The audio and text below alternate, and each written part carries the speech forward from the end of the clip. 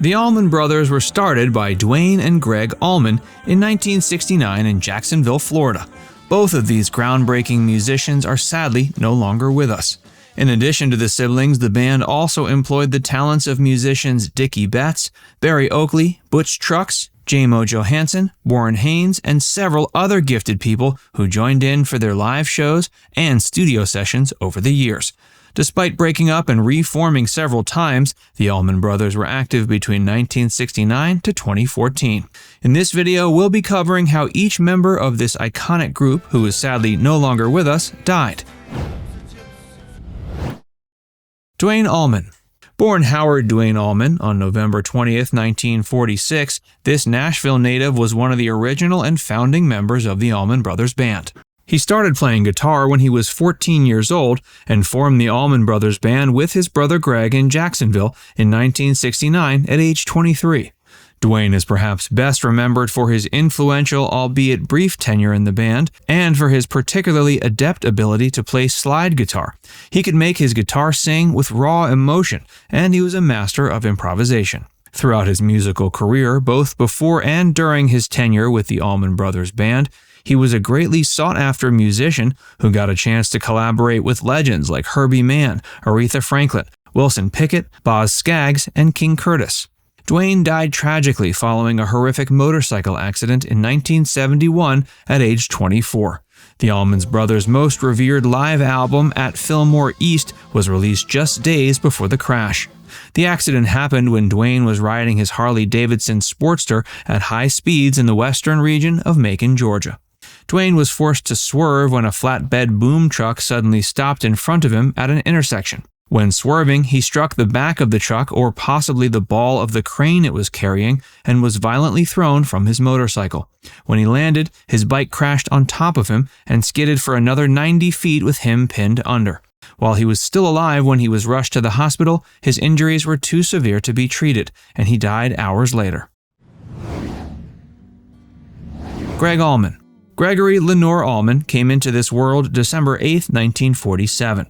He grew up with a strong interest in music, especially rhythm and blues. When forming the Allman Brothers Band, he and his brother fused that genre with rock, jazz, and country influences to create their signature sound. Gregg is credited with writing some of the group's biggest hits, including Whipping Post, Midnight Rider, and Melissa. Outside the Allman Brothers Band, Gregg also enjoyed a successful solo career, putting out 7 studio albums of his own before his death.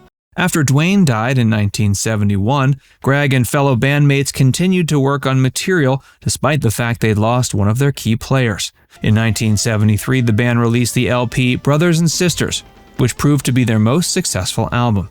That happened to be the same year Gregg began his solo music career with the release of his album Laid Back. Allman primarily played guitar and Hammond organ, but he was also celebrated for his rich, soulful voice. Just like many other gifted musicians, Gregg struggled with alcohol and drug abuse. He couldn't seem to manage his personal life very well either.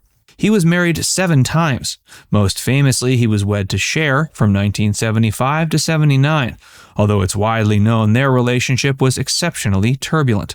But just like his love life, Gregg's relationship with his bandmates was just as tumultuous, although he ultimately remained a band member of the group that bore his surname until their final show in 2014. Largely because of his choices, they broke up several times over the decades. Allman passed away at his home in Richmond Hill, Georgia on May 27, 2017, from complications of liver cancer. His final solo album, Southern Blood, was released posthumously September 8, 2017, and received critical acclaim. Hey, if you're enjoying this video so far, be sure to give it a like, and subscribe to Factsverse if you haven't already. And stick around for more about the Allman Brothers Band. Butch Trucks. Claude Hudson Trucks, better known by Butch, was born on May 11, 1947. He grew up in Jacksonville, Florida, and played drums in numerous groups before joining the Allman Brothers Band in 1969. Even though the band broke up and got back together many times, Trucks remained a consistent member throughout their 45-year run. Besides playing with the Allman Brothers, Trucks has also played in groups like Butch Trucks and the Freight Train Band, Les Bray, the 31st of February, and Frog Wings. His nephew, Derek Trucks, who joined the Allman Brothers in 1999, is also one of the founding members of the Tedeschi Trucks Band. He has another nephew named Duane Trucks, who plays drums for Widespread Panic. Butch died of a self-inflicted gunshot wound on January 24, 2007, at his home in West Palm Beach, Florida. He was 69. Evidently, he'd been dealing with financial difficulties for years before he chose to end his life. Berry Oakley. Raymond Berry Oakley III was born April 4, 1948, and was one of the founding members of the band. As a bassist, he was best known for his long melodic bass runs and is often considered one of the greatest bass players of all time. After Duane's fatal motorcycle accident in 1971, Oakley was devastated. He and Duane had been very close, and he couldn't imagine why his friend had to die so young. Tragically, however, a little over a year after Duane's death, Oakley himself was involved in a motorcycle accident in Macon, just a few blocks away from where Duane had his. While riding along a sharp bend in the road, Oakley crossed the line and collided with a city bus that was rounding the bend from the opposite direction. Oakley was thrown from his motorcycle, just like his late friend. He struck his head but was able to get up. Thinking he was fine, Oakley declined medical treatment and got a ride home. Hours later, he had to be rushed to the hospital after becoming delirious and suffering from intense pain.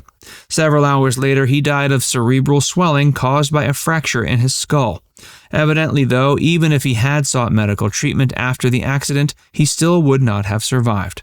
Oakley was 24 when he died, the same age that Duane was when he was killed. Lamar Williams. After Oakley died, Williams, born January 14, 1949, was called in to play as bassist. He remained at that post until 1976. Before joining the band, Williams had been drafted into the U.S. Army. During the Vietnam War, he went AWOL as soon as he arrived at an airbase in Vietnam. He was a pacifist who vehemently opposed war and fighting in general. In 1970, despite his actions, Williams was given an honorable discharge with the rank of private. After the Allman Brothers Band broke up in the mid-70s, Williams formed a band called Sea Level with two former Allman Brothers bandmates, Chuck Leavell and Jamo Johansson. He left the band in 1980, right before it broke up. In 1981, Williams was diagnosed with lung cancer. It's believed he developed the disease after being exposed to Agent Orange in the Vietnam War. After battling the disease for 2 years, he passed away 7 days after his 34th birthday, January 21, 1983. Dan Toler. Born September 23, 1948, and known professionally as Dangerous Dan Toler, this guitarist played for the Allman Brothers Band from 1978 to 82. He later rejoined the group briefly in 1986. Toler's guitar work can be heard on the albums Enlightened Rogues, Reach for the Sky, and Brothers of the Road. He later collaborated with a number of other distinguished musicians, including George McCorkle of the Marshall Tucker Band and Jason Black, throughout the remainder of his professional career. Toler lost his battle with ALS on February 25, 2013. He died in Sarasota, Florida at the age of 64. Now it's time to hear from you. Who is your favorite member of the Allman Brothers Band? Let us know in the comments section below. And before you go, make sure you give this video a like and subscribe to Facts First if you haven't already. Click the bell icon to stay updated on all our latest content.